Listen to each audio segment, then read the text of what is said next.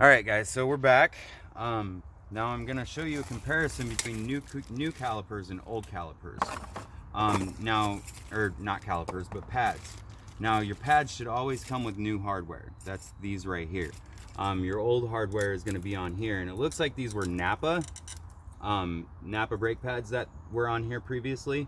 Either that or they were Chevy ones that were on here previously that we're taking off right now. Now the reason why I say that is because you see how these ones are real long and big, and these ones here are short.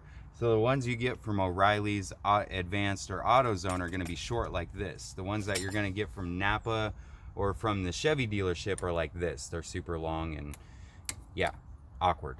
But I'm going to show you now the pad difference. See the pad difference between the old used ones and the new. So the old ones, they don't have that air pocket in there, so that when they get a certain length down to where the wear is, all the way down to there where the air pocket ends, what's going to happen is they'll start to make a squealing sound. When you start to get that squealing sound, you should change your brakes right away. No ifs, ands, or buts about it. It should be changed right away, as soon as possible. So what we're gonna do here, the front ones, always the front ones are just regular surface, okay?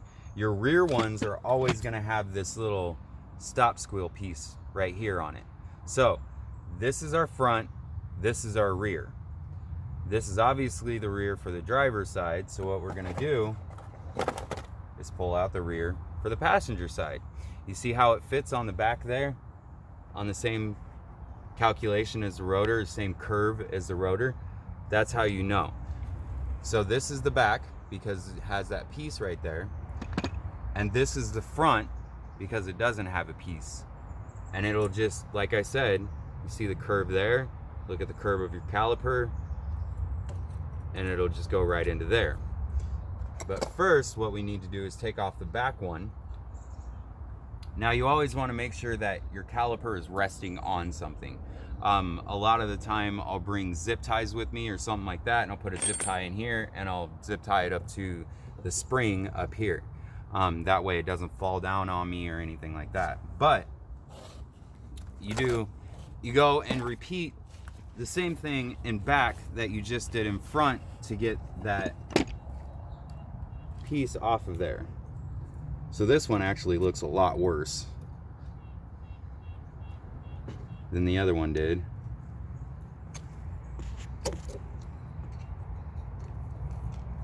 Yeah, this one's, so the back is usually where all the pressure is going to be coming from. And that pressure there, where all that pressure is coming from on the caliper, where the piston is this right here. So where that piston and boot are, is where all the pressure is going to come from onto that caliper. So the back is always usually the worst.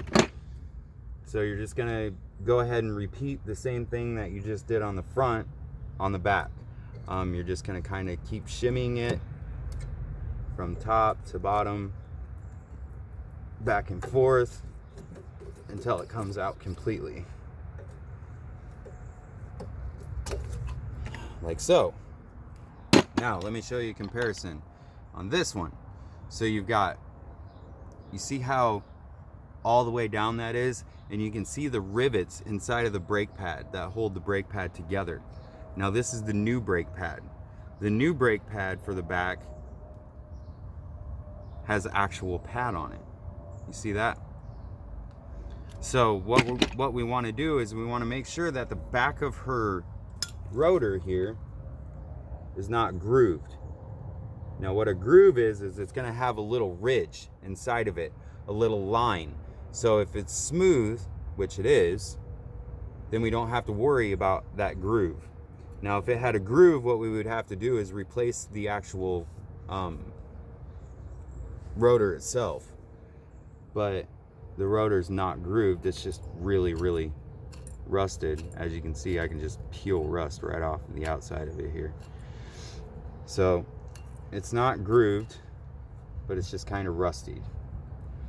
So I'm going to recommend that next time she gets her brakes changed, that she actually changes out her rotors too, just because of the fact that, you know, it's grooved inside of there. So once you get all that out, then you can take these out. These quiet dampeners, whatever you want to call them, but that's pretty much what they are. They're just to keep the calipers quiet and moving freely, but moving tight and freely, because you don't want the brake pads to move too freely, because if they do, then what's going to happen is you're going to have your pads moving back and forth while you're driving, and well, trust me, you don't want that. So we're gonna find the correct ones here. And now usually what you're gonna have is you're gonna have this little lip on the outside. Not on the inside, but the outside. Now the reason why that's on the outside is so that it can push onto there. If you put this on the inside, it's gonna scrape your rotor. So basically, you just wanna set it on there. Make sure that the back is in first, and once the back is in, then you should be able to press on the front. And this one's a little bit bigger, so this might go either on the back or up on the top.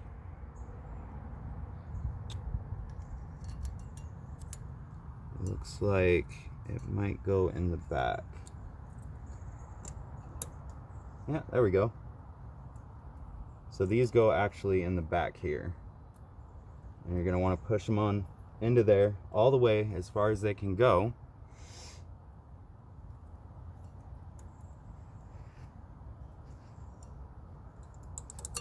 You know, and sometimes, yes, they slip. Be careful, because you will cut yourself. Now you also want to make sure that this groove right here is facing the back too. You don't want the groove facing the front, because if the groove is facing the front, it's not going to keep the calipers tight in there, or the pads tight in there. And I think I've got the wrong one for there. Yeah, this one goes on the bottom front here. So that one goes there. They're all going to be different in different sizes too. So you got to make sure that you're using the right one in the right place. There we go. And make sure that they're in there pretty tight.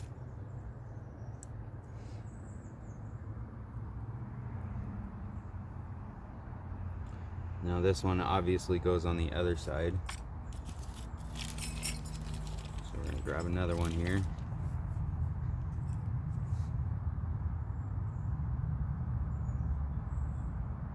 Okay, that one goes here.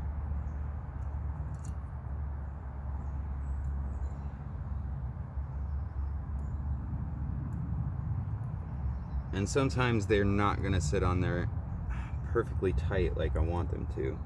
They never do. Because let's face it, this is an older caliper and newer pads. So what we're going to do is we're going to hold the top up here while we do this. And we're just going to stick the pad in bottom first and make sure that the bottom sits nice and tightly in there. Then we're going to kind of push the top pad into there. See that? It's in. And then you're going to do that same thing, repeat that same thing in the back. Now this should always be in the top. This piece, this quiet stop piece here, you always want that in the top. Now what this is going to do is, okay, so let me give you the geometrics of this here. You see how this one doesn't have a stop squeal part? Now the reason why they didn't hear a squeal when the brakes started going down a lot, you know, a lot sooner, and when it still had some pad left on it, is because of the fact that it doesn't have one of these. Now if you look at this, it overlaps the edge here of the pad to where it goes actually to the pad right here. So what's going to happen is when you push on the brakes to a certain extent and before she needs to change the pads again, this here is going to hit the rotor and it's going to make a squealing sound. It's not going to scratch the rotor. It's not going to groove the rotor either, because what's going to happen is, you guys see that? It easily pushes up. So it easily like can move out of the way, but it's just enough pressure onto there to where it's going to cause a squealing sound every time that she pushes on the brakes. So she'll know when to change her pads next time. Yeah, see, this bottom one's giving me trouble now. There we go. So we're gonna set the bottom in just like we did before in the front, and we're gonna repeat that same thing. We're gonna set the bottom in, and then we're gonna set the top in, like so. And you see how it just fits in there? They all just fit in there nice and sturdy. They're not really tight, but they're sturdy. Now, what you're gonna wanna do is take your caliper and make sure that these are pushed in when you take your caliper and put it back on. Because what those are is those are grooves for the bolts. If you don't have them pushed in, then what's gonna happen is you're gonna have a hard time with the grooves. So what I usually do is set the caliper kind of on there a little bit, and then I push it in there and make sure that I have the grooves pushing in to where the hole is, like so. Yeah, that bottom one didn't go in. So we're gonna redo the bottom one here, and then we'll continue. There we go. We're just gonna push that into there. And center the caliper.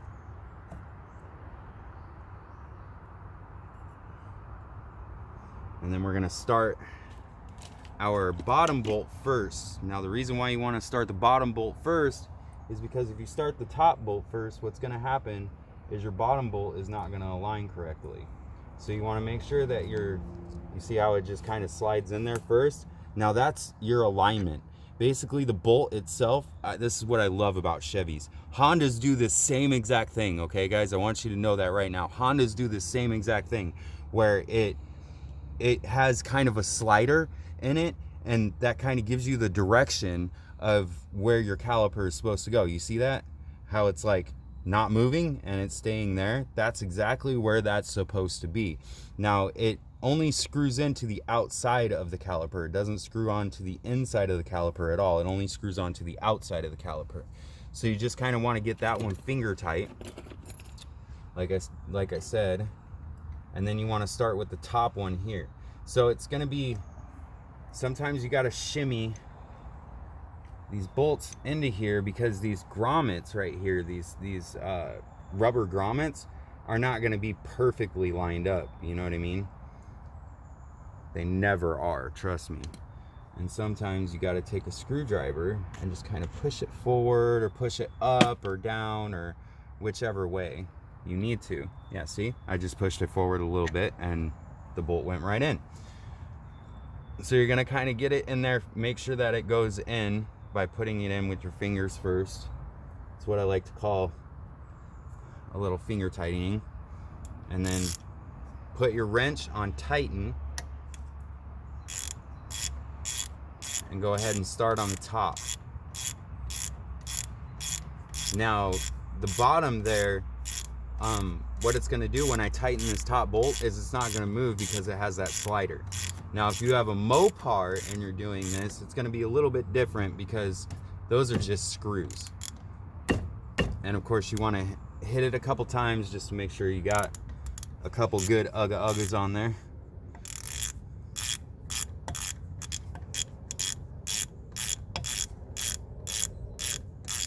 And I think I'm just going to show you guys how to do this one side. I don't think I need to show you how to do the other side because basically it's self-explanatory.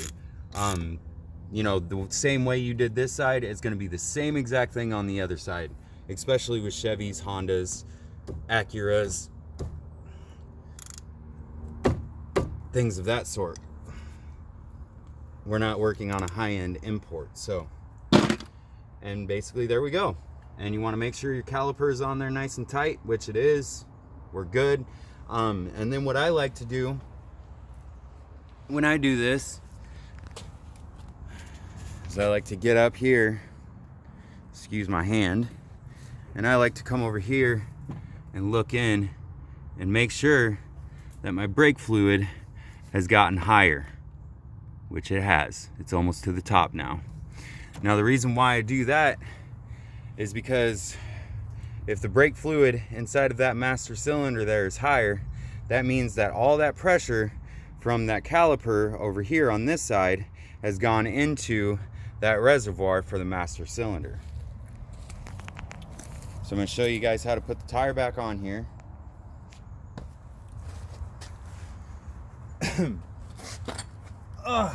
And to let you guys know, most brake pads are recyclable.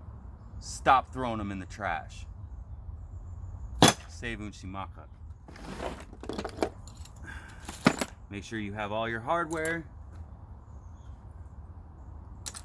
and your pads, your old pads. Take your tire.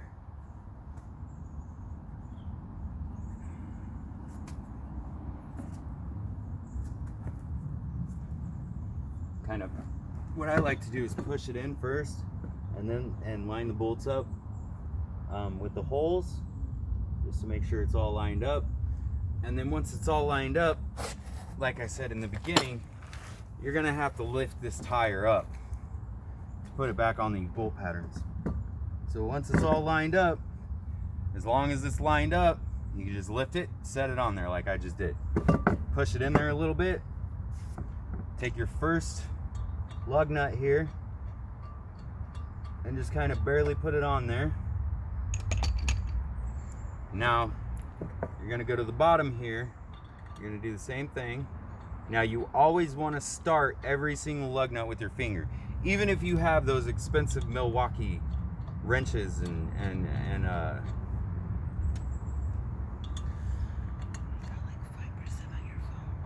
all that. So once you have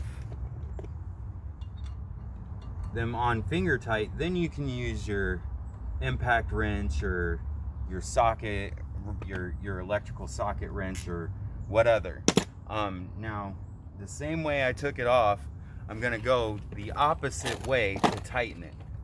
Lefty loosey, righty tighty. Always remember that. Lefty loosey, righty tighty. Anytime you're working on a car, you see that? Look, lefty loosey, righty tighty. Now watch this wheel. It's gonna start pushing itself on. You see that? See how there's a gap now in between all these lug nuts? Watch this. I'm gonna do the bottom now. So I like to push the wheel in a little bit when I do the bottom and the top. I do the top first and then I do the bottom. And you don't want to tighten these completely until you have it set back down on the ground. Just like when you break them loose, you want to make sure that the wheel is on there tight.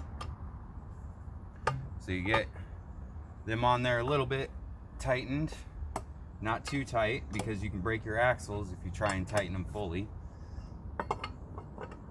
Unless if you have some of them fancy dancy shindig tools. Then you just lower your vehicle a little bit. Grab your lug nut wrench, and then you can tighten your bolts once you get the right lug nut socket.